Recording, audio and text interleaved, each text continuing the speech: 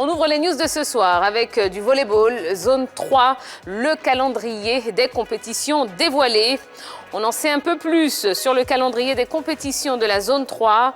Selon la Confédération africaine de volleyball, 8 activités meubleront la saison au niveau de cette zone. Abidjan abritera 2 compétitions, dont le championnat d'Afrique des nations hommes et dames, de même que l'Open Tour Beach. En tennis, Masters 1000 d'Indian Wells, Djokovic, une inscription et encore des problèmes. Novak Djokovic s'est inscrit au Masters 1000 d'Indian Wells, prévu du 7 au 20 mars prochain.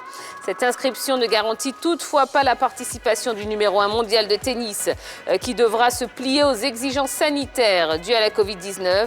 Le Serbe, refusant toujours de se faire vacciner, pourrait, comme en Australie, être interdit de compétition. Selon son staff, Djoko n'est pas encore prêt à l'idée d'une vaccination obligatoire, ce qui pourrait compromettre sa saison. Du cyclisme à présent, Mark Cavendish de retour. Après une pause de 2 ans, Mark Cavendish fait son comeback dans la compétition. C'est avec le Tour d'Oman qu'il entamera sa saison. Le cycliste britannique connaît très bien ce tour pour y avoir participé à 3 reprises, avec à la clé une victoire en 2011. D'ailleurs, il entend se donner à fond pour réaliser une belle performance à cette compétition qui a démarré aujourd'hui même. Et puis, dans notre page football, un mot de transfert pour commencer. Nougbélé et Oluwache au stade malien.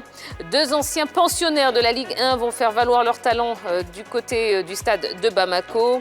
Il s'agit de l'ex-milieu de terrain de la SEC, Christian Nougbélé, et de l'ancien latéral gauche de Bouaké FC, Oluwache Bassa Daniel. Ces 2 joueurs se sont en effet engagés pour 2 saisons et espèrent profiter de cette lucarne pour se relancer. En Turquie, premier but pour Evrar Kouassi, je vais y arriver. De retour en club après la CAN, Jean-Evrar Kouassi s'est refait un moral avec son tout nouveau club Trabzonspor.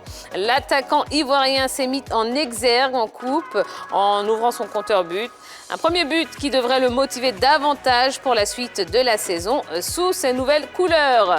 Et puis on termine avec le Paris Saint-Germain, une masse salariale de 411 milliards.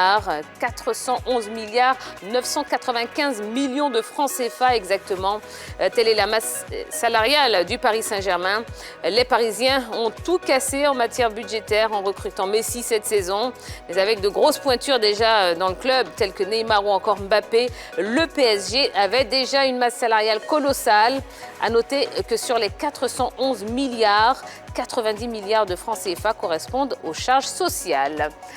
Voilà ce qu'on pouvait vous dire donc, concernant l'actualité sportive du jour. Eh bien, nous allons pouvoir arriver sur le plateau, oui, puisque la team est là et la team vous attend. Allons-y.